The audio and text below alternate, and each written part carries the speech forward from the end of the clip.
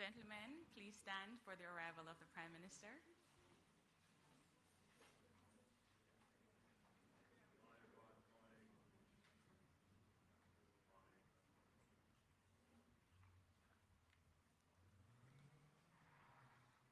You may be seated.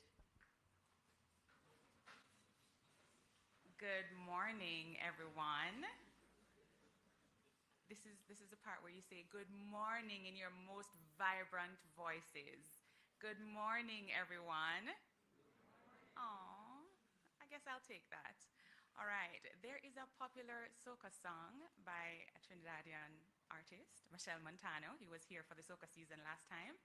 And he had a popular song called We Need a Ministry of Road. And you know what that song was about? Okay, so it's about road marches, but I thought it was appropriate to mention it because if there was ever such a thing as a Ministry of Road, it is the Ministry of Economic Growth and Infrastructure Development. Do you agree with me? Okay, wonderful. This morning, my name is Kimberly McLeod, by the way, and this morning I have the great privilege of taking us through our program. Let me first, of course, begin by acknowledging our Prime Minister, Dr. the Most Honorable Andrew Holness, the Honorable Robert Nesta Morgan, and I must also always mention that he is the Member of Parliament for North Central Clarendon, which is a constituency from which I originate. I want to recognize the Honorable Desmond McKenzie, Minister of Local Government and Community Development, the Honorable Aubin Hill, Minister of Industry, Investment and Commerce, the Honorable Olivia Grange, Minister of Culture, Gender, Entertainment and Sport. I note our Cabinet Secretary is not present, but I will acknowledge her in her absence. Of course, Mrs. Arlene Williams, and you and I almost matched this morning, Permanent Secretary in the Ministry of Economic Growth and Infrastructure Development, CTD, Ms. Joaquin Murray, representing Ambassador Rocky Mead, Permanent Secretary here in the Office of the Prime Minister, Mr. Everton Hunter, Chief Executive Officer of the National Works Agency, Mr. Varden Downer, Senior Director, National Works Agency, and other members of the NWA team, Mr. Dangran B., Country Manager, China Harbor Engineering Company, and we had a quick little conversation just this morning because I always like to remind people that I lived in China for 1 year. Stakeholders, representatives of public and private sector bodies, and of course the MEGID team, members of the media and Jamaicans at home and abroad, and those of us who are watching us online. And I just saw a member of the OPM team said that I should give a special acknowledgement to our OPM team, so I'll use this opportunity to acknowledge our OPM team who do such a wonderful job of covering the work of the Prime Minister.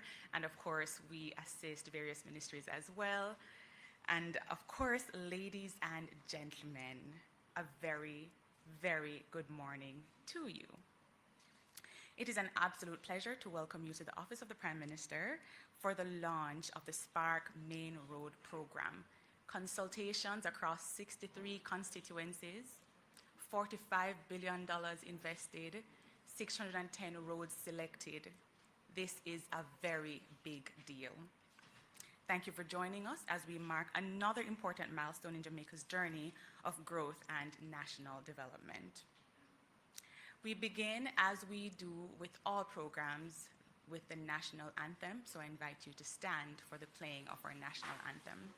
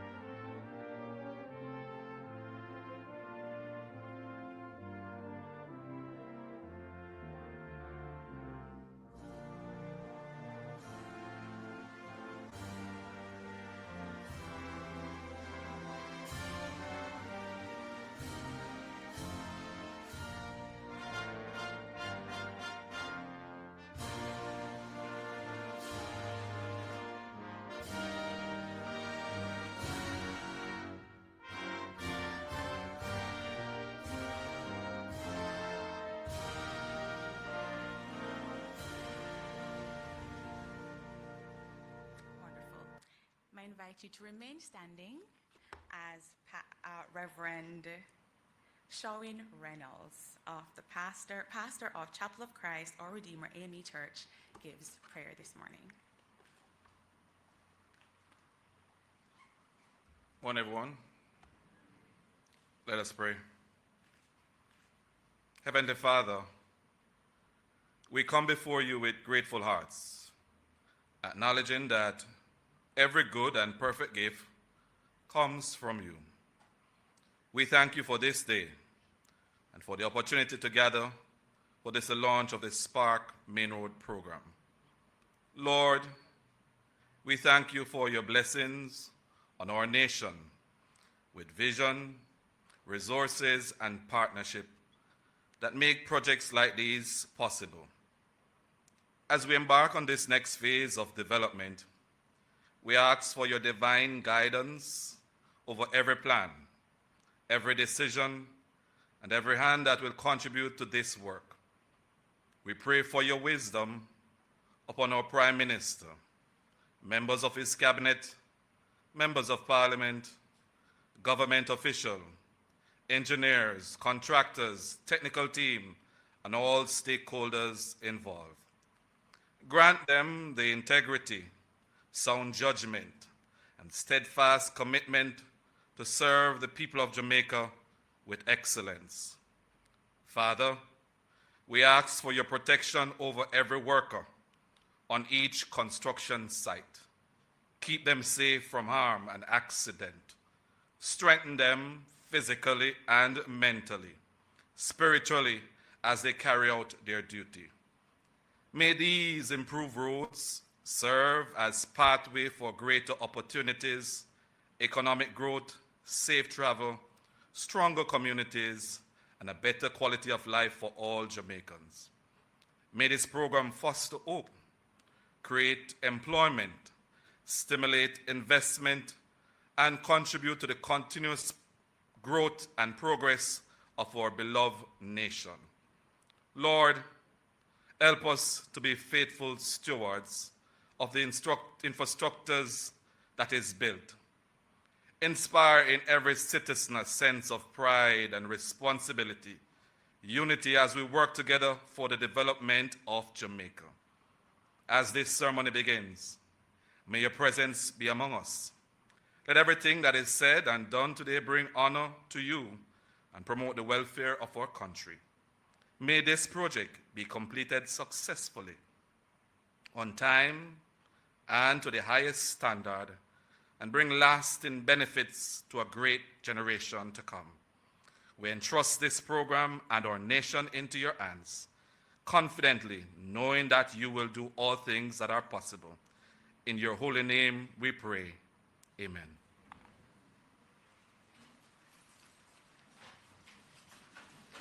Thank you ever so much, Reverend Reynolds. Ladies and gentlemen, we are going to be moving smoothly through the program. And it is now my great pleasure to invite a public servant. It's always my pleasure to invite her to the podium, who speaks with so much conviction and who ensures that government projects are translated from policy to action. Permanent Secretary in the Ministry of Economic Growth and Infrastructure Development, Mrs. Arlene Williams. Thank you so much, Madam MacLeod. It is indeed a very good day for us to be here, and so I welcome you very, very warmly. Thank you, Pastor, for that prayer. Indeed, I believe in prayer, and I think we all do. Protocol was established, so allow me just to mention our Prime Minister, Dr. the Most Honorable Andrew Holness, who is the Prime Minister and Minister of Economic Growth and Infrastructure Development, Honorable Robert Morgan, Minister with responsibility for works. It's very good to see our cabinet ministers here. Welcome, so very, very good to see you.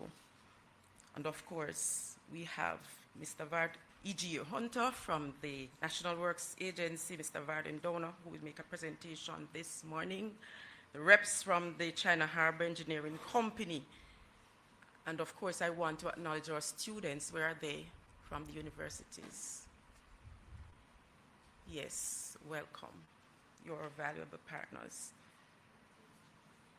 Members of the media, of course, and all of you, I welcome you very, very warmly. I think the chairman has done an excellent job at welcoming you, but I want to add my very own welcome. We do not take your presence here this morning for granted. It is my distinct pleasure to welcome you to the launch of the Spark Main Roads component, one of the government of Jamaica's most significant investments in modernizing our transport infrastructure and strengthening the foundation for sustained economic growth. The true measure of government is not simply the policies developed, but the results delivered for its people. Today, we mark another important step in delivering infrastructure that improves lives, strengthens communities, and expands opportunity. Think about the economic and social benefits that roads provide. They connect communities, support businesses, move agricultural produce to market, facilitate tourism, improve access to schools and healthcare, and keep families connected. When roads deteriorate, the consequences extend beyond the traveling public. Businesses face higher costs, productivity declines, and economic opportunities are constrained. That is why the Spark Main Roads component is so important. Through this initiative, approximately 170 kilometers, this is the main road parts now, of Jamaica's primary road network will be rehabilitated and upgraded. These are vital transportation corridors that serve thousands of motorists daily and support commerce, investment, and national development. The work extends well beyond resurfacing. They include not only the reconstruction of severely deteriorated sections, but also drainage improvements, slope stabilization, rehabilitation of retaining walls, upgraded road markings and signage, pedestrian safety enhancements, and improvements to bridges and culverts where required. Importantly, resilience is built into every aspect of the program. As Jamaica experiences more frequent and intense weather events, our infrastructure must be designed not only to meet today's needs, but to withstand tomorrow's challenges. Spark reflects our commitment to building infrastructure that is stronger, safer, and more resilient. Spark is a strategic investment that supports economic growth and improves the quality of life for all Jamaicans. The benefits are already being felt and will continue to be felt across the country through better connectivity, safer roads, improved access to commercial centers, agricultural districts, tourism destinations, and essential public services, while reducing travel times and vehicle operating costs. And I want to just pause here to tell a little story. Recently, I was traveling to a function, and I recall, I was reflecting on what PM had said about the elderly and how he was feeling very empathetic towards them. For example, when they fell into the potholes or things like that, and the jerks. And so while I'm not old by any means, we fell into a pothole while I was on that journey, and I was suffering from a crick in my neck, and I tell you the truth, I bawled out because it was so painful. And the driver was even apologizing to me for going into the pothole. But admittedly, we are experiencing less and less potholes, not true? I wanted to say yes because it's true. And so, delivering a program of this scale requires strong partnerships. And so I therefore acknowledge the contractors, led by principal contractor China Harbor Engineering Company, National Works Agency, the consultants or utility providers, as well as the many technical professionals whose expertise and commitment have brought us to this important milestone. I also want to thank in advance the communities and road users who will be affected during the construction. We recognize that these improvements will bring temporary inconvenience, and the inconvenience will be temporary. But your patience and cooperation will help to deliver infrastructure that will benefit Jamaicans for decades to come. Ladies and gentlemen, the SPARK Main Roads component demonstrates the government's vision of infrastructure as a catalyst for national development.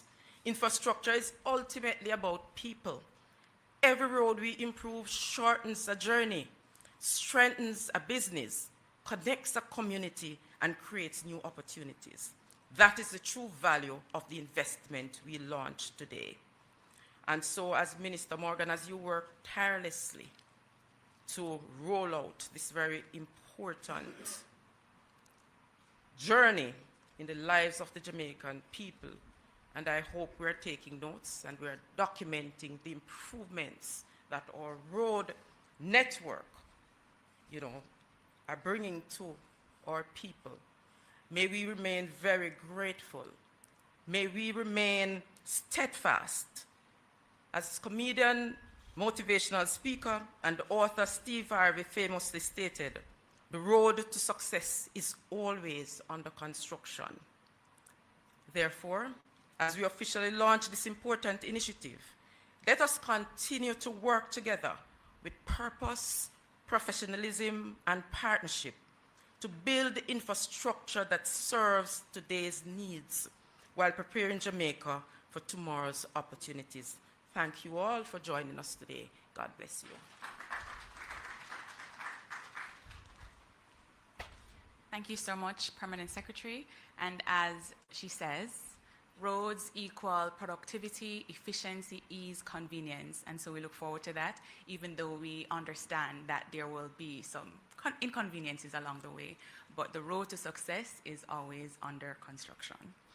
At this time, I have the pleasure of inviting a minister who is totally devoted to delivering better quality of roads, better infrastructure to our country, Minister Robert Nesta Morgan.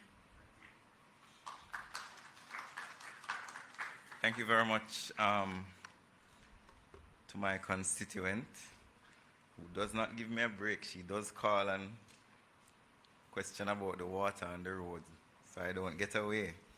And I can't hide from her because she works at the office of the Prime Minister. Good morning, everyone. Prime Minister colleagues, distinguished guests, members of the media, fellow Jamaicans, members of the cabinet, all the relevant persons here, I would like to adopt the protocols that were already observed. Thank you very much for being here this morning. I recently saw a comment on social media. The person said, yes, Spark roads are being done, but we cannot drive on Spark roads alone. And it may have been intended as a criticism, but I found it an important acknowledgement,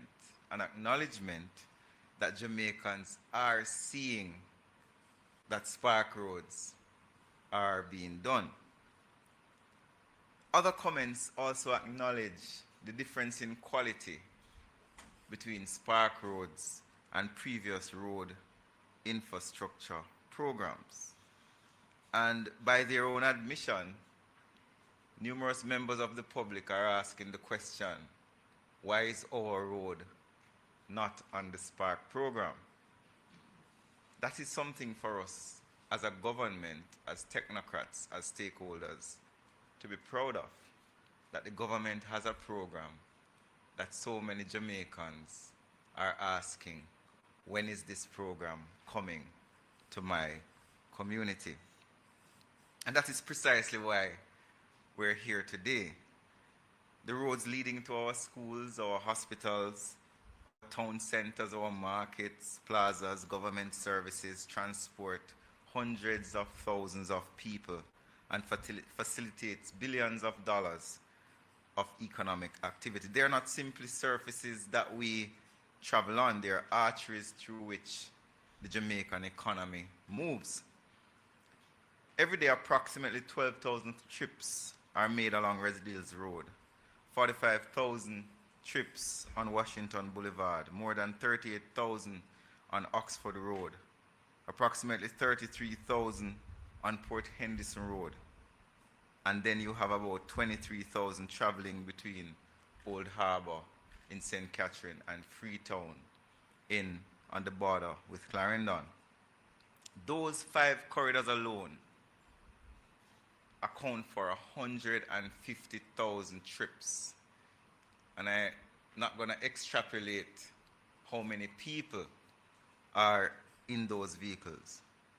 These are workers trying to reach their jobs, students traveling to schools, patients seeking health care, businesses, Minister Hill, transporting goods, and families carrying out their ordinary activities in life.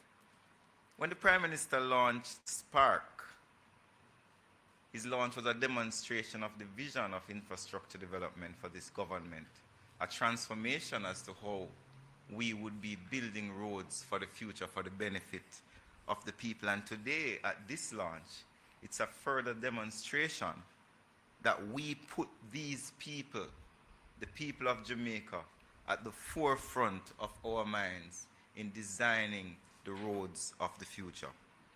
So Spark is a $45 billion infrastructure program.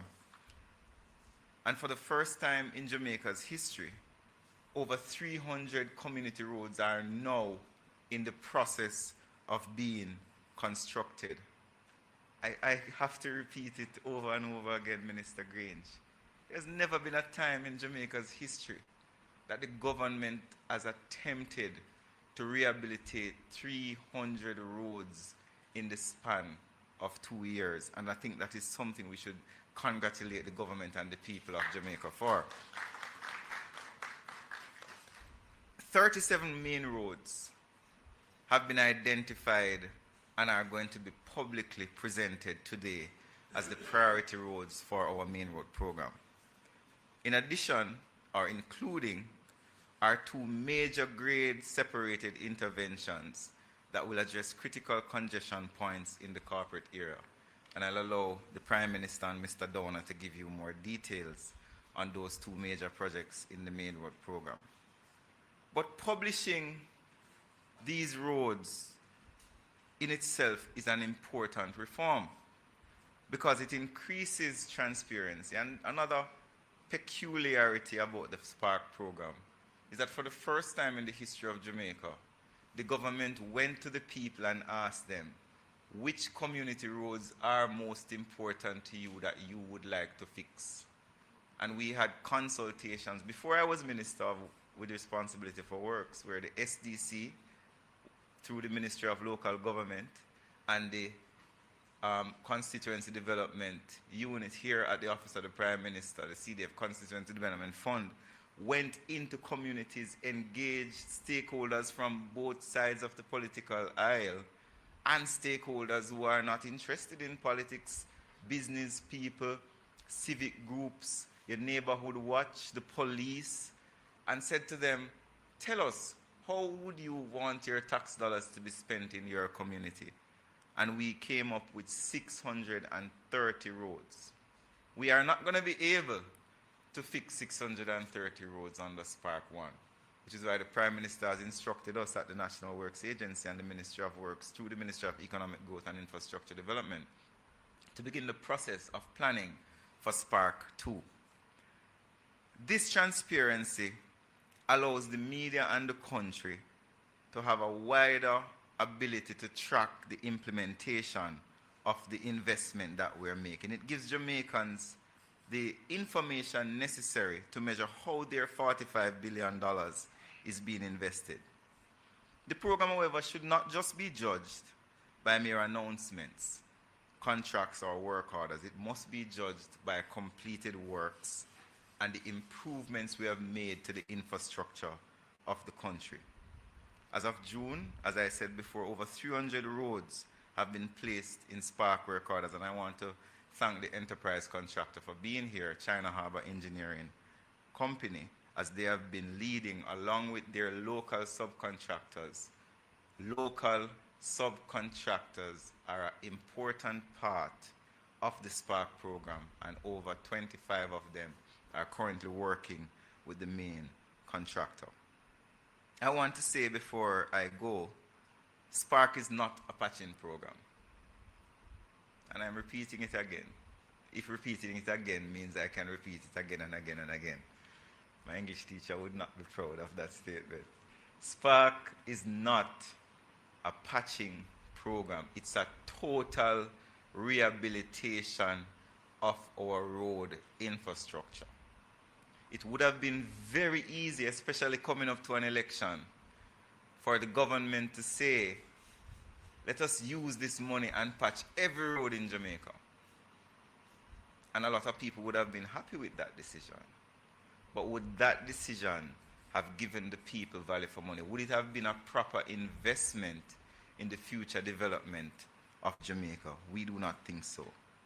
The program will address culverts, retaining structures, sidewalks, road markings, and safety features. And one of the important aspects of the program that I'm very happy about, and we did it on Grange Lane, Permanent Secretary, where we are now including features on our roads to assist the differently abled members of our community. Tactile responsiveness, so the person who is visually impaired can get a response from the road when they reach at a pedestrian crossing, when they are reaching a challenging intersection. These things have not really been done in Jamaica before, and that is now a core part of the Spark Main Road program. You have all been given the Spark Handbook. In it, you will see very important information about how the program is structured. You will also see a list of the allocations for community roads that have been made to each constituency across the island. You will also see a list of some of the main roads that will be repaired over the next 12 months or will be rehabilitated over the next 12 months under the Spark Main Road program. I'm asking you not to keep the Spark booklet as a secret. Please share the information with everyone that you have the opportunity to share with. The difference between a quick fix and an enduring investment is the Spark program, and I want to thank the contractors, the National Works Agency, for carrying out the clear mandate that has been given to them by the government to ensure that we have properly supervised and well-built roads. Jamaican people must receive value for every dollar spent. And while the comment on social media has elicited a response from me, Jamaicans and the government should not take for granted the significant work that we have done under the Spark program.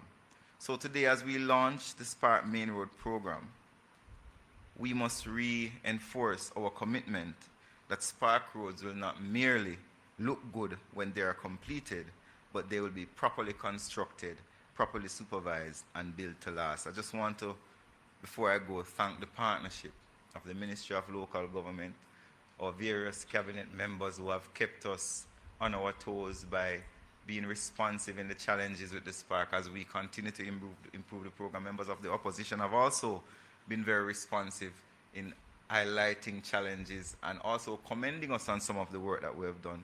The engineers, we divided the Spark program into several sections, and one of the sections was an independent supervisory portion where the contractor who is building the road is not the same person who is approving and supervising. We want to thank the consultants as well, the members of staff of the National Works Agency, the leadership of the National Works Agency, Mr. Down and Mr. Hunter are here. The people of Jamaica who have been steadfast under the challenging circumstances, and also the Prime Minister for his vision in leading us down this path. Ladies and gentlemen, thank you very much.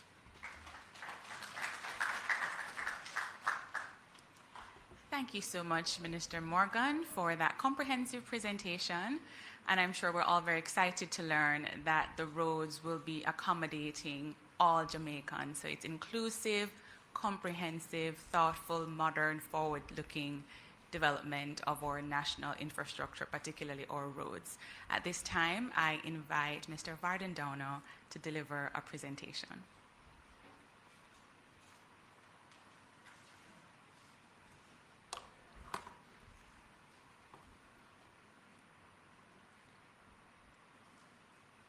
Thank you, Madam MC, Most Honorable Prime Minister, Minister Morgan, Cabinet Ministers, ladies and gentlemen, Permanent Secretary.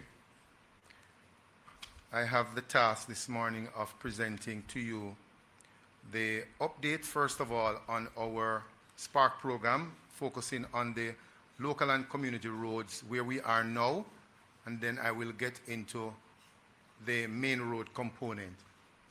So, as you can see on your screen, but let me just give you a summary as to what I will pretty much cover. We will look at a summary of the program in respect of the local and community roads, the costs associated with it, the scope and structure, and of course the progress as mentioned earlier. And then afterwards we'll get into the details for the main road. So our Spark program is actually a $45 billion program where the contract was signed with the contractor for approximately $36 billion. And with that, we also have $5 billion that treats with our water line, as the new thrust from the government is to look at integrated infrastructure. So we're not putting down roads and then have our sister agency, the NWC, who can sometimes be annoying. You're not here, right? To dig up the roads, to repair the pipes, which is very necessary. So what we have done is decide to partner and ensure that when we do our roads, waterline is actually a part of it. If there's SOA that is actually necessary, we will in fact do the improvement on that as well. So our employer for the program is the Ministry of Economic Growth and Infrastructure Development, led by our Permanent Secretary, and also the executing agency being the National Works Agency. The contractor is China Harbour Engineering, and with the National Works Agency, we also have our team of consultants who assist us with boots on the ground to ensure that the contractor does what he's supposed to do. So the program at a glance, ladies and gentlemen, is we cover all 14 parishes, and the program is divided into 4 packages. We're covering approximately 394 roads. At this point in time, which is a year in the program, we have actually paved some 110 roads. And the certified amount, as is reflected there, 9.7 billion, which is effectively reflecting 27% progress. You'll recall that late last year we were challenged with Hurricane Melissa, and that took some time out of the progress on the program. So package 1 for information is covering Kingston, St. Andrew, and St. Thomas. There are 112 roads under the program for which we have paved 32. Package 2, St. Catherine and Clarendon, 105 roads for which we have paved 35. Package 3, 79 roads, which covers Manchester, St. Elizabeth, Westmoreland, and Hanover. And we have paved 18 of 79 roads. And package 4, Portland, St. Mary, St. Anne, Trelawney, and St. James, 98 roads for which we have paved approximately 25. I did mention these before, so I'll just skip this slide in the interest of time. 394 roads, 363 for local and community roads, and 31 there that has been given to the contractor at this point in time. Just for clarity, because as Minister Morgan says, there are 37 main roads being targeted and 110 roads there being paved. So just for clarity for that. What we're showing you here are some pictures that actually depicts before and after for the roads that are under construction. As you can see there, Bustamante Highway before and after, Orange Grove Road before and after. We also have community roads there in package 3 and package 4, before and after photograph. And the distinction between the before and after is so marked. These are actually pictures showing upgrading, especially for the drainage system. But let's get a little bit more detail. The Harty Drive, as you can see there, which is actually in St. Andrew Eastern, before and after photographs. Bustamante Highway, I was mentioned before, in Kingston Western, before and after photograph. Also Bellevue Avenue, East Kingston and Port Royal, before and after. It's always interesting to look at the before and after photograph because sometimes we forgot what the situation looked like before. St. Catharines South Central, before and after for Homestead Boulevard. This is Gravel Hill Road in Clarendon, South Western, before and after. That's a major drainage improvement there. Inglewood Drive in Clarendon Central, before and after. With Inglewood? Yes, I'll come back to that. And of course, Trial in St. Elizabeth, Southeastern, before and after. As Minister Morgan asked me to remind us about Inglewood. Inglewood was a very, very difficult road to get done. We had a lot of drainage issues. There were pipeline issues because majority of the challenges we have, ladies and gentlemen, on the local roads, which the main roads will also have, is the whole question of old pipelines and trying to rebuild the road in what we call brownfield. Persons have to live, operate businesses, walking through, children going to school on the roads. And when we go in and we will do the excavation works, pipes begin to leak. When the rain falls, the place is just mud. It's very, very difficult. So I want to pause here to thank the residents for their patience.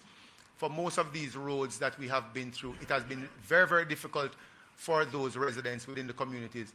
But we ask for your continued patience because when we get in and we do the ripping up of the road for its construction and we have to contend with some of the old pipelines that are over 50 years old and trying to put in new pipelines, we have to maintain the existing pipelines because persons have to be served by the Water Commission through those pipelines. And as we try to do so and leaks develop, pipes have to shut down, repairs have to be done. When it rains, the place is just a pool of mud.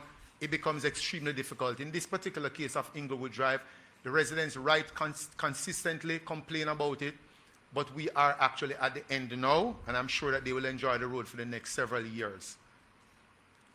Moving on, Claremont in Hanover Eastern. As you can see what the road looked like before and what it is now, a marked difference. And Canewood Road, which is in Portland Western. And just to hasten along, Flower Hill, Maine. And this is St. James Central. So that is a pictorial of before and after. What does this mean for the community? Safer roads to travel, better connectivity, new water infrastructure. As I said, we're doing integrated infrastructure. And for the main roads, we will not be only addressing the water line and SOA where necessary, but we will also be installing fiber optic ducts to allow for the national broadband program that is being pushed by the government. Local and local economic activities are spurred by the improvement to the network. Every parish is in fact included in the local and community roads. And of course, the process is transparent, as Minister Morgan highlighted earlier. So that in a nutshell is what covers the local and community roads. I'll now use the opportunity to launch the main road aspect of what we're treating with today.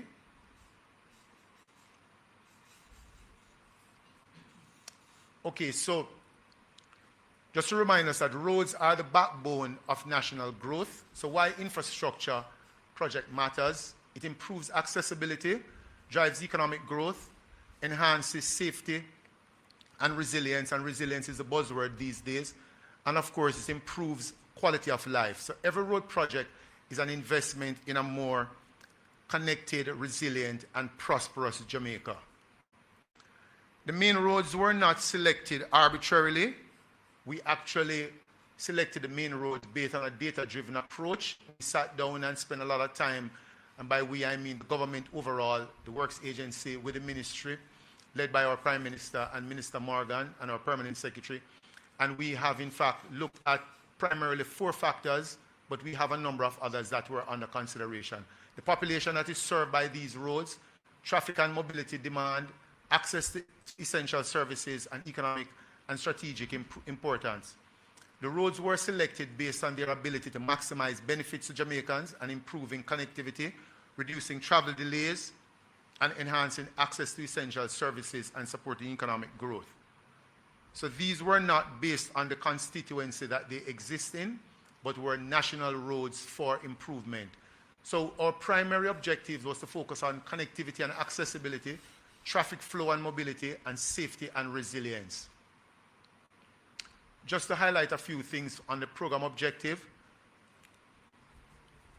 Help me along here just quickly. Not seeing it from the side. So under connectivity and accessibility, I'm just going to highlight there, the objective is to improve linkages between community employment centers and essential services. Under connectivity, and that's under traffic flow and mobility, is to improve the efficiency and reliability of movement along key transportation corridors. And the third one, we focus on safety and network resilience, transform roads to being safer, more resilient corridors that can better serve citizens and withstand future demands. So at a glance, summary of the Spark Road program, the estimated cost based on the improvement that is proposed for this particular component of the Spark program, which is the main roads, and primarily treating with the grade separation for two of the roads that Minister Morgan mentioned earlier. We're looking at a budgeted figure of some 25 billion Jamaican dollars. 37 roads will be improved across the island. And just a slight correction there, while we have 10 parishes, a closer look at it last evening confirmed that it's actually 11 because we're actually going into Negril, which is the part of Westmoreland in Negril. Over 900,000 citizens will be directly benefiting from this. And just to clarify that, how we arrived at this is based on the road that has been selected. We use a approximate 4-kilometer radius to look at the zone of influence, why these numbers came up with. So it's actually data driven. And we have 2 grade separation, as I mentioned earlier. So the program at a glance, ladies and gentlemen, we have actually looked at work order 8, which is some 28 roads, work order 10, which is 9 roads, and this is actually for the main roads. You will appreciate then that work orders 1 to 7, as well as work order 9, would have focused on the local and community roads. The estimated cost for these 2 work orders is some $14 billion. The estimated cost for the 2 roads in particular that we're treating with grade separation is some $6.88 billion and $4 billion, which is Don Robin Road extension, which we'll get into a little bit more detail on that, as well as Washington Boulevard, which is between 6 Miles and Mullines Road. And at that point at Mullines Road, we are proposing a similar grade separation like we have at Red Hills Road near Calabar. Here's actually a pictorial that shows you the spread of the main roads across the entire island. And as you can see, my clarification there that in that part of Westmoreland to be included. So there are actually 11 parishes that are directly where these main roads will be done.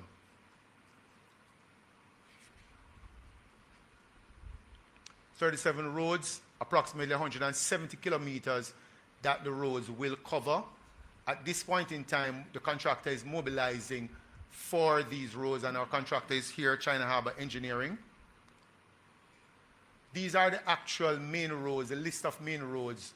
Ladies and gentlemen, I'll just like for your interest just to cite at least some of them.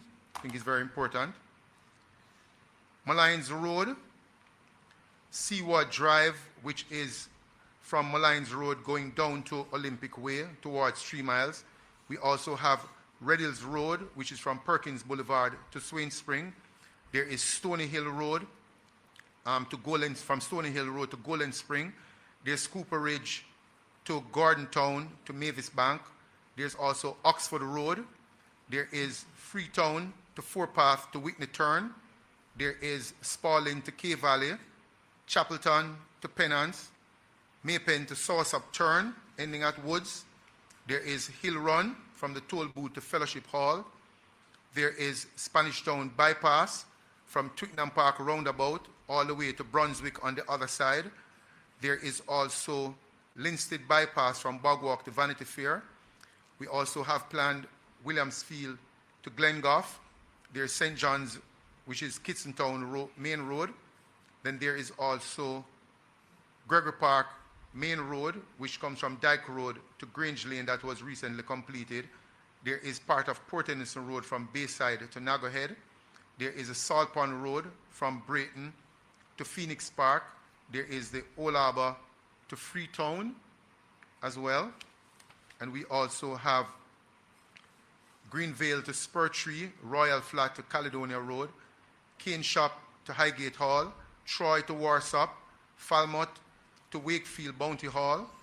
We also have Claremont to Golden Grove, Brownstown to Stewarttown, Priory to Bamboo, and in St. Mary, Islington to Port Maria, and Chovy to Claremont, Gale to Guys Hill, Howard Cook Boulevard, Alice Eldemeyer Drive, Montego Bay to Great River, North Coast Highway there, covering several sections. I'm just going to highlight for you a few pictorials of what we propose to do. This is Molynes Road as is depicted there.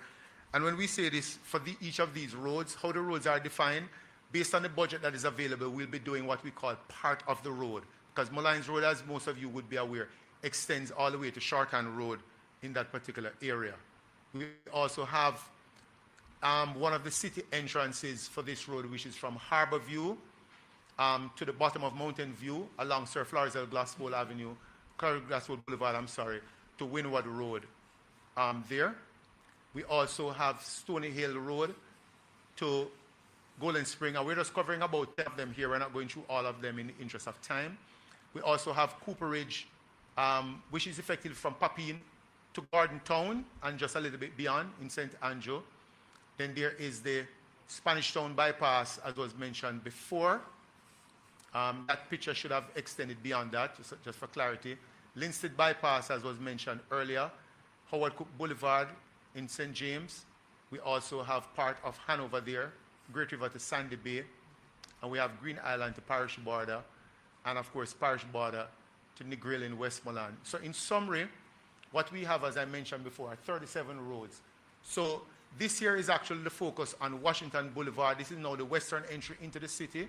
Washington Boulevard road improvement all the way to Molynes Road, where at Molynes Road we will actually have a grade separation there that will allow the traffic to move uninterrupted all the way up to Dunrobin Avenue. And the proposal at Dunrobin Avenue is for a grade separation there as well, leading to East Kings House Road, which we'll show you very shortly.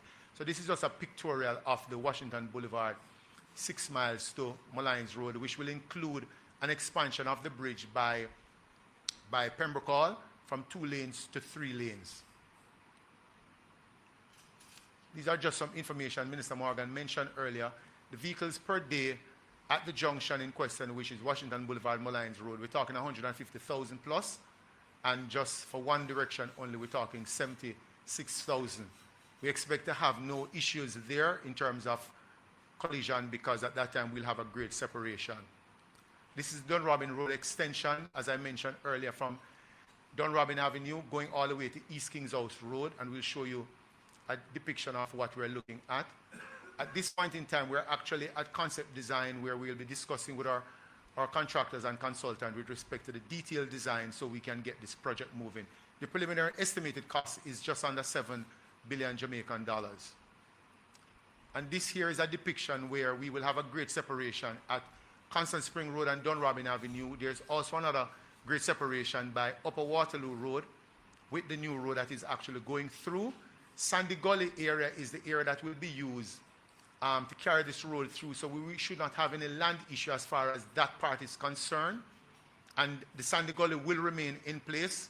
We'll be doing it similar to how we do down by 3 miles, where we will actually have piers spanning over the Sandy Gully. So the gully will still be functional, the road will be significantly above it, and to be able to carry the traffic all the way through. And of course, with this improvement, we are treating with road safety, signage, signalization, traffic improvement, street lighting, among other things, ensure pedestrian crossings for safety movement. So as I mentioned before, the main road component, we're looking at just under 1 million persons being directly affected.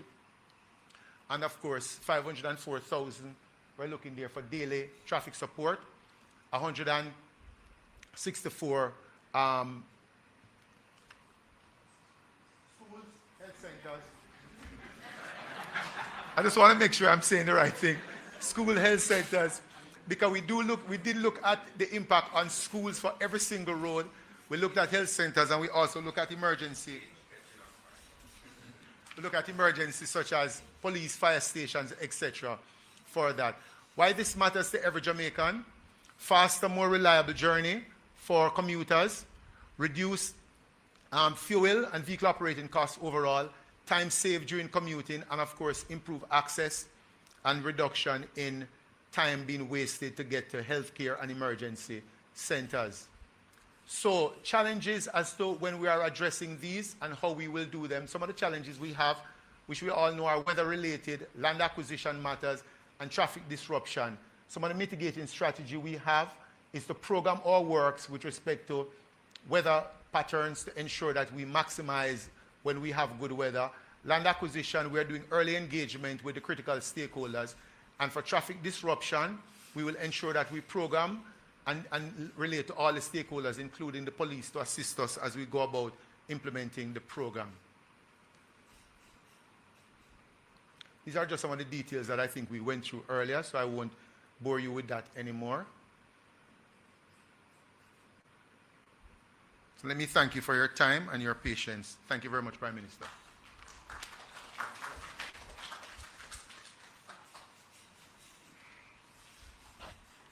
Thank you for that informative presentation, Mr. Downer. I think the visual aid is appreciated, and I'm sure that our respective teams will be packaging this so that the rest of Jamaica can also benefit from this information. And just to say that I think that we're turning a corner when it comes on to our information-seeking behavior, so that when projects like these come on stream, we're aware of what they will entail, aware of the conveniences and inconveniences that they may cause, and we can align our expectations accordingly. So thank you again for that. At the risk of sounding a little bit hackneyed, our Prime Minister requires very little introduction. But at this time, I do want to say that you've seen him here, there, and everywhere. He is connecting with Jamaicans at home and abroad. He's ensuring that our national business goes on and that Jamaicans are able to benefit from an improved quality of life. So please join me in welcoming the Prime Minister to address us.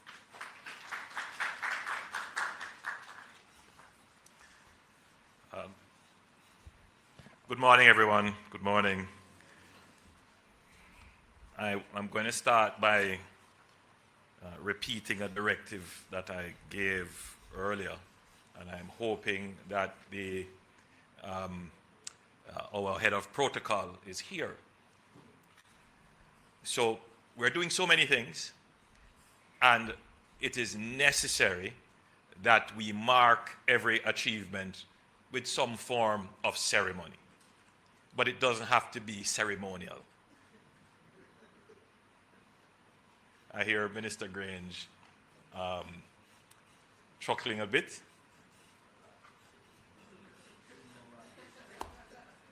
And the reason is that we have so many things to do, we need to get to the next one. So we need to move through them very quickly. So the ceremony is important to mark the event, but it doesn't have to be ceremonial.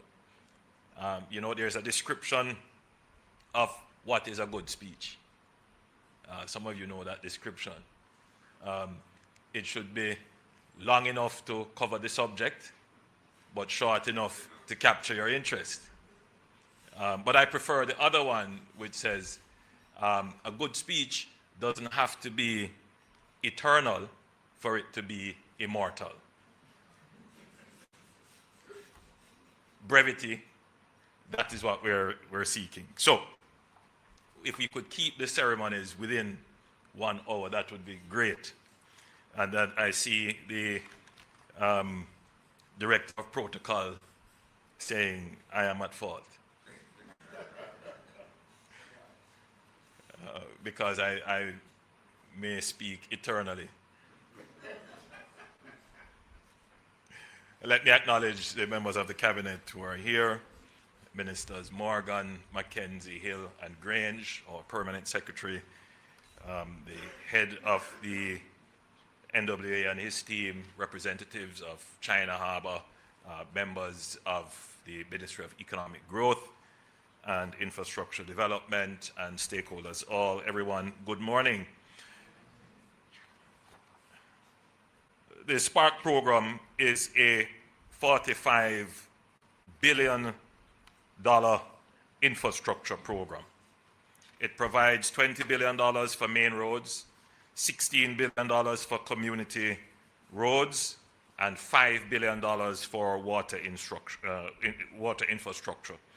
and $4 billion for engineering, design, consultancy, supervision, and associated costs. This is very important to know.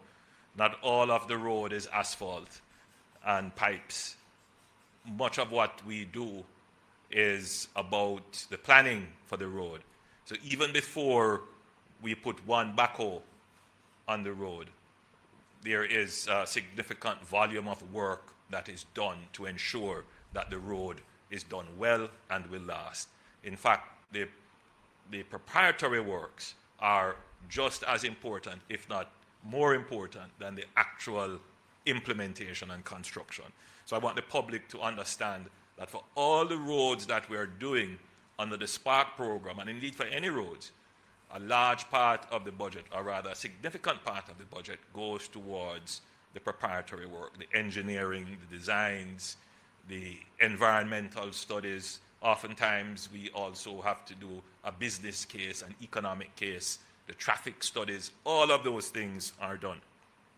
And that, of course, lengthens the implementation for the road. Now, I want to acknowledge directly the frustration caused by the conditions of many roadways in Jamaica.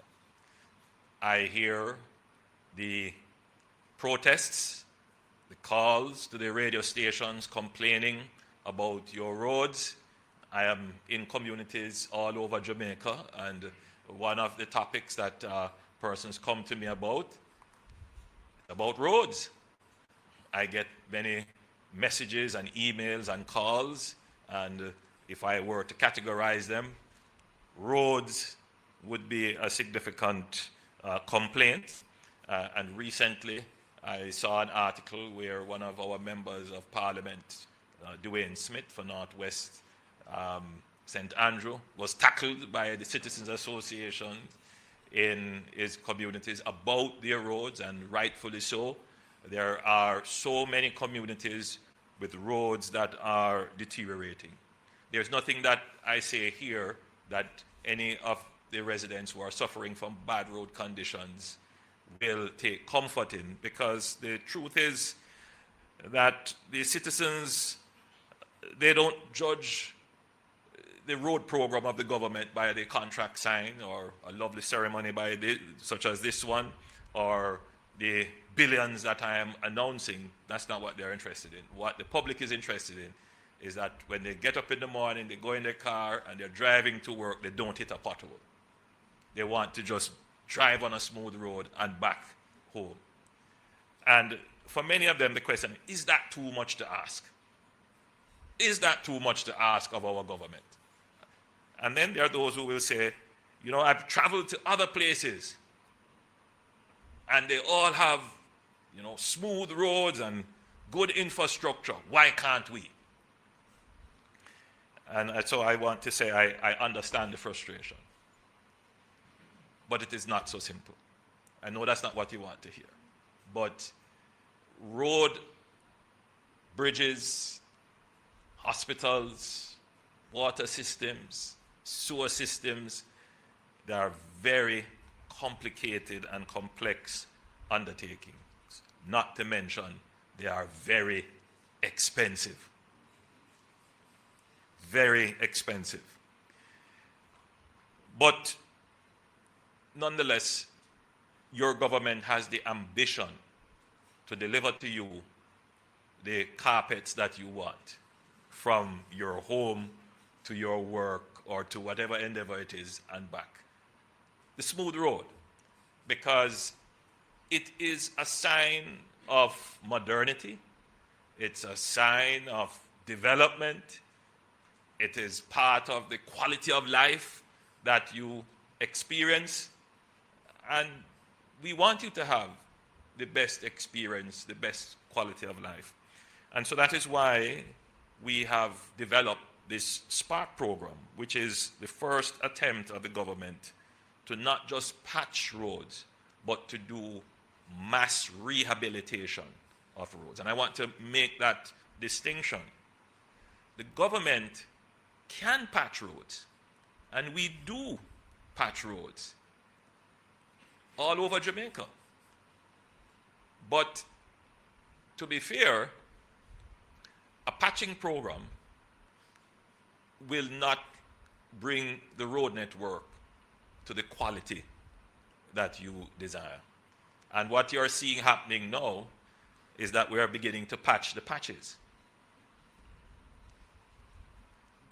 And the reason for that, friends, is that Jamaica's road infrastructure is aged. This is a very difficult point to make to a citizen who is frustrated by the road that passes their gate. And I give you an example. So in many of the communities in Northwest St. Andrew, in my own constituency, West Central St. Andrew, in West Kingston, but wherever it is across Jamaica, many of those roads were built more than 50 years ago. In fact, if you were to do a roster of all the roads in Jamaica and put a date as to when those roads were constructed, 90% of the roadways in Jamaica would have been constructed more than 60 years ago.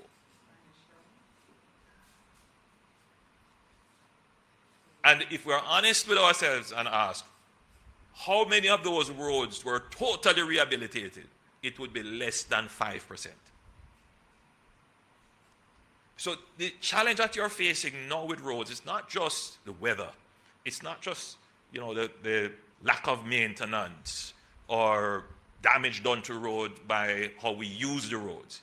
It is that the asphalt has reached its physical limit.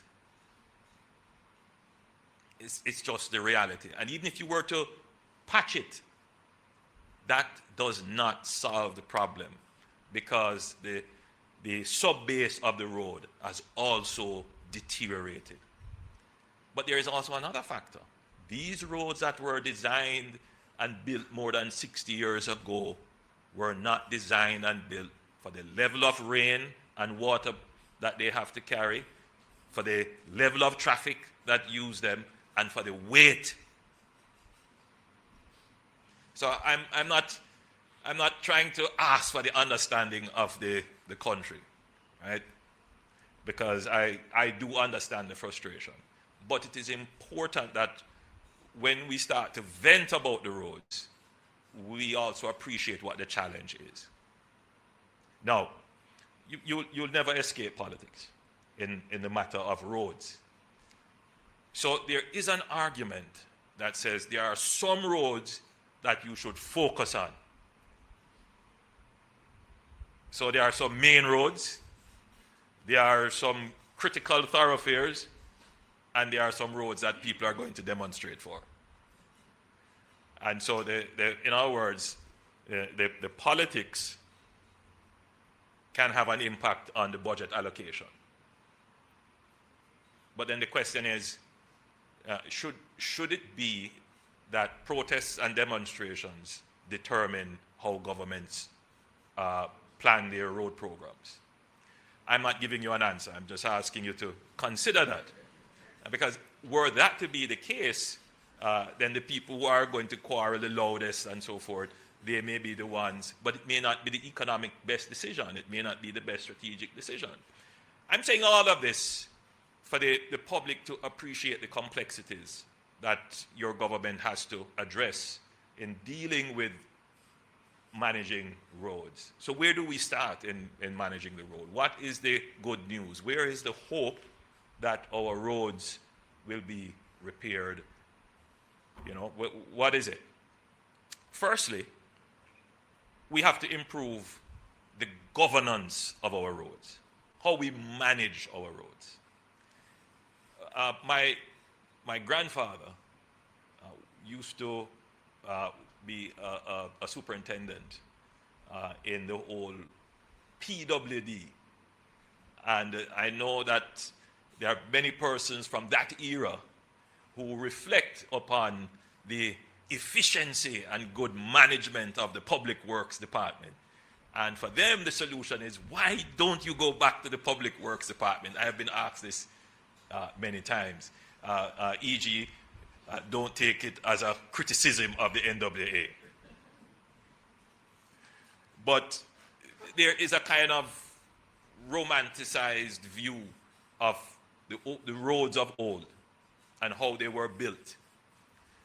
And there is some value to that observation in the sense of how roads were administered. So first of all, there were very high standards for road maintenance at the time. There were high standards for road construction at the time, and they were invigilated, they were supervised, they were interrogated. Persons went and looked and checked. But more than that, they maintained a gazette and a register. So they knew all the roads that were built, when they were built, the maintenance schedule could be generated from that, and a fiscal program, meaning a budget could be assigned based upon the projected useful life of the road. Somewhere along the line, that broke down. To the point where, when I asked the question, how many kilometers of roads do we have? Nobody could tell me specifically or exactly. Because there are some roads on a register with the parish councils all over the country. There are some roads that have been built but not taken over by the parish council, so there are orphan roads. There are some roads that are in the Ministry of Agriculture. There are farm roads, and the Ministry of Agriculture doesn't view them as roads. There are some roads that are in housing schemes that were built. Nobody knows of these roads. The NWA maintains a register of about 5,000 kilometers of roads. So the first thing to do is, let's do an inventory of our road assets. And that has been done. It's not complete, it is ongoing. And I am told that we have about between 25 and 27,000 kilometers of roadways in Jamaica. Let's just be clear on what that means. I mean, that's about 16,800 miles of roads. Jamaica's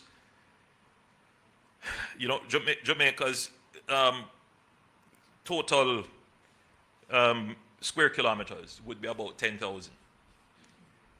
About that. 11,000? About 11,000. All right, I'll go with the 11,000. That means that we would have probably the highest density of roadways in the Caribbean. I don't think there's another country that has the density of roadways that we do. Globally, it is said that Japan would have the highest, and Jamaica at some point was number 2. We may have fallen. But for a country our size to have that level of density of roadways, it is significant. And that happened because of our history. The history of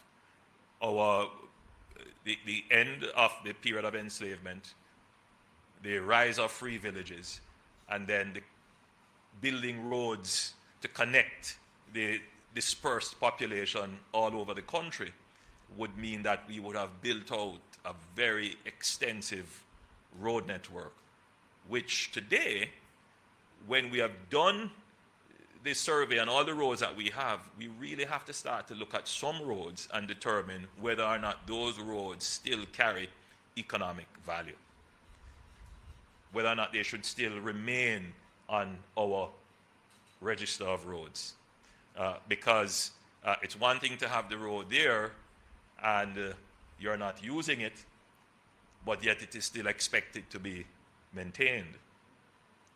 And that is why we have proposed the development of the One Road Authority to return standards to road construction, to return standards to road maintenance, to ensure there is a budget for road maintenance that matches the economic and engineering life of the road, so that there can also be a preventative maintenance program.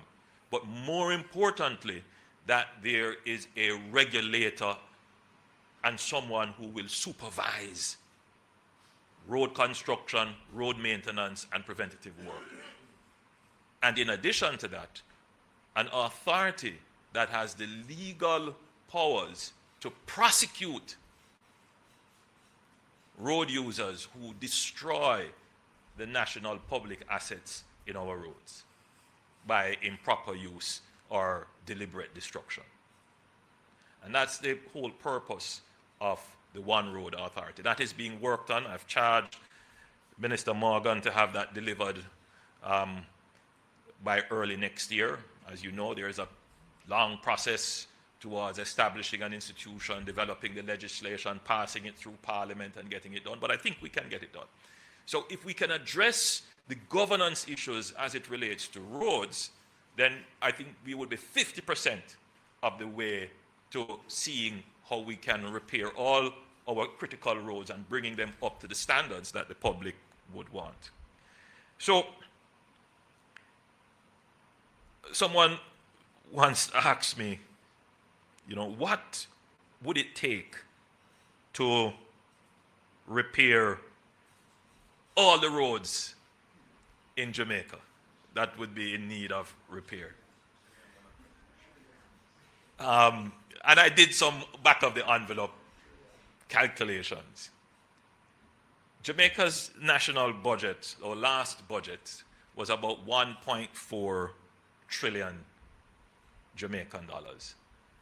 Just to put that in context, that is $1,000 billion. Right, that's $1 trillion. So, for us to repair, I mean,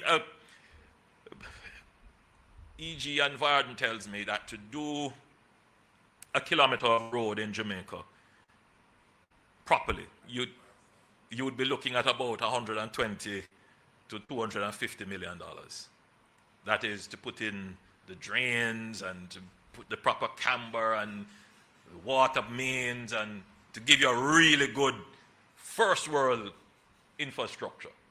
That's what you're looking at on average. So, I mean, if we were to repair, you know, that 21,000 kilometers to the various standards, you're looking at trillions of dollars.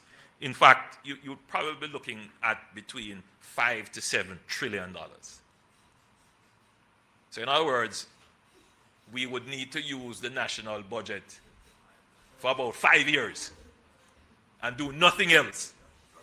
No school, and that includes the pipeline. No school, no hospital, no police, no security, no pension, no public sector workers' salaries, no social programs.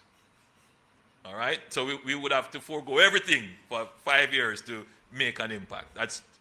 I'm just saying this for the public to understand the magnitude of the problem that we face. Now, the government isn't trying to run away from it. In fact, I think this is the first administration that is really trying to grapple with all dimensions of this problem and to deal with it in a meaningful way that will actually transform roads.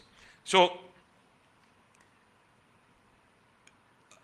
the public may not necessarily appreciate, however, that in the last 20 years, the way in which we have managed roads would have changed significantly.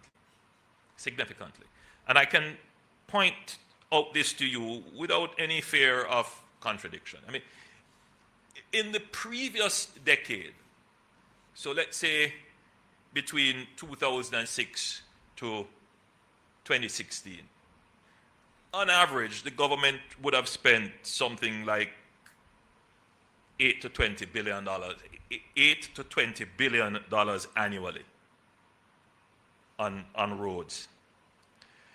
And that would include some amount of emergency repairs.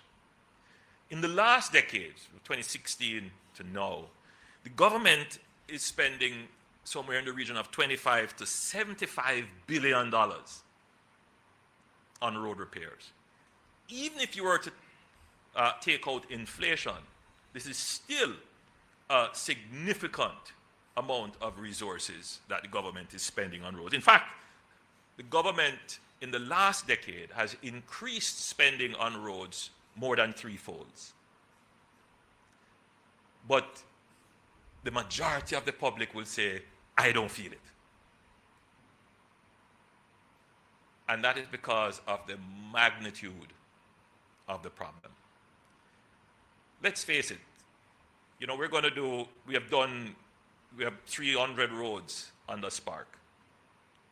And if you look at the number of persons who would say, I feel the improvement of Spark, it would be very limited to everyone else who complains about their roadways. And the reason for that is that, one, the Spark program has a community component which is dispersed. It's community roads, so it's the community that is benefiting from the road that would say, yes, my condition has improved. But when they leave the community to go elsewhere, they still encounter bad roads. So all of that is negated. So now we have another element of Spark, which would be the national roads. So the community roads, they take you from your home to the main road. And this program now takes you from the main road to your work, business, or play. It takes you from outside your community into a commercial center or some other critical activity that's needed for your life. And so those roads are what Varden had displayed. Some of them are very interesting and exciting prospects that will ease traffic congestion, that will increase economic activity, and some of them will require some significant engineering, including putting the road on top of the Sandy Gully. Those are some serious engineering, which I would really want to see before any work is done in that regard, because those are serious engineering requirements. But they will certainly improve traffic flow within urban centers right across Jamaica. And as was shown, these projects are all over Jamaica. Now, internationally, most developed countries spend around 1 to 2%, 1.5 to 2% of their GDP on their road infrastructure. Because generally their road infrastructure is mature, they probably only need to do routine maintenance and some amount of new capital works. Jamaica is spending just about 2 to 2.5% of its GDP on roads. If we're going to make an impact, we probably need to be spending more like 3 to 5% of our GDP on roads. But that would be significant, because the question is, what do we cut? It's an interesting prospect, and I've been looking at it to see where else could we divert, or what new allocation we could make to spend on roads. And the answer is, really, there is nothing. We spend about $460 billion on salaries every year. Obviously, that can't be cut. And that's the largest part of the budget. We spend quite a bit on education. We spend on health, national security, debt servicing. That's 15 to 18% of the budget. As I said, public sector compensation, that's about 30% of the budget. You know, grants and pensions and social programs, that's another 15% of the budget. So it's significant, you know, what we spend on all the other things that make Jamaica run is quite significant relative to the challenges that we face with roads. So the only way that we're going to have an expanded budget without compromising all the other things that we're doing is for there to be growth in the economy.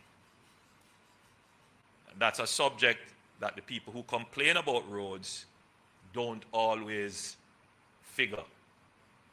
Meaning that it's a balance, right? That if we're going to spend on road, where is the money going to come from? It has to come from somewhere, and it comes from growth, the productivity question. But the good thing about spending on roadways is that it helps productivity. It helps to create growth.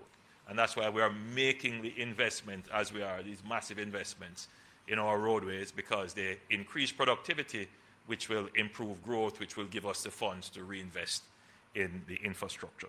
So I hope today that I've been a little bit more clear. It's an explanation as to why it is that the roads are the way they are and what the government is doing to ensure that we can address the road conditions in the country. So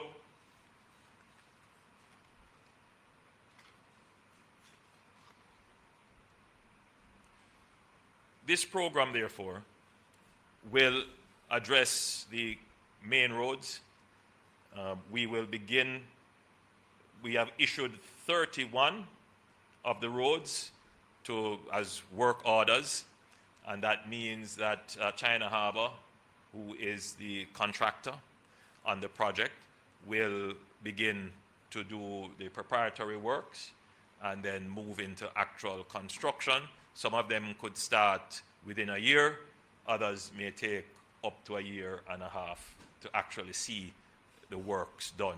But the public should be assured that these programs are now officially launched and in train. As I close, I will say one last thing on roads. For us to be able to fix all the roads in Jamaica, we need contractors who can work at scale.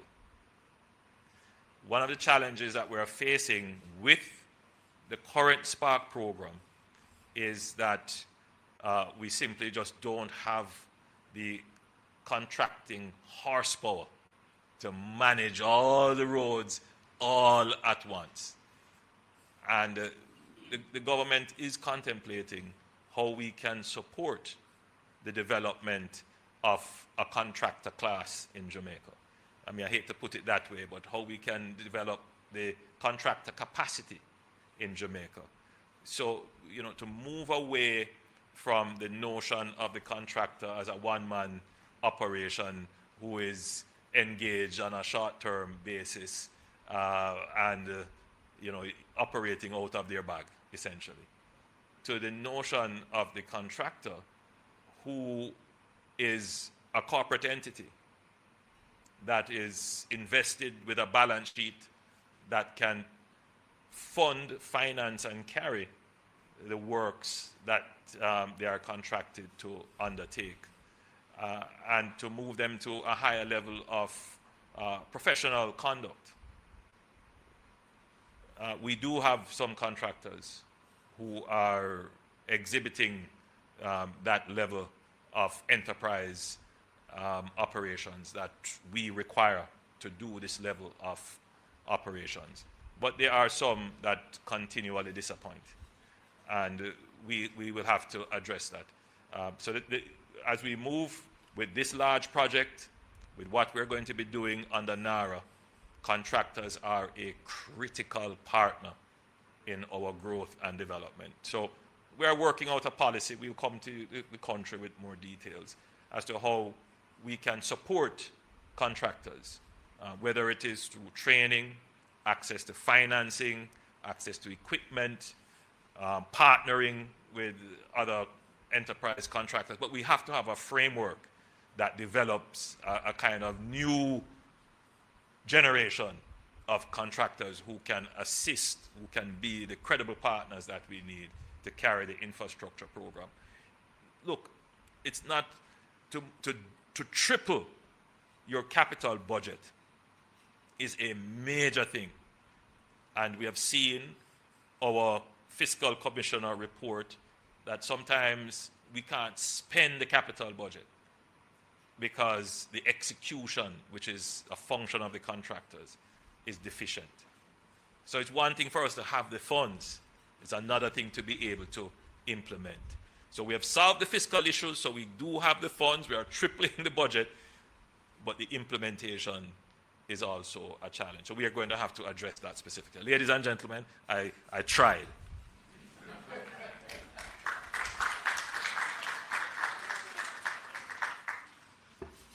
So was the speech eternal or immortal, or both?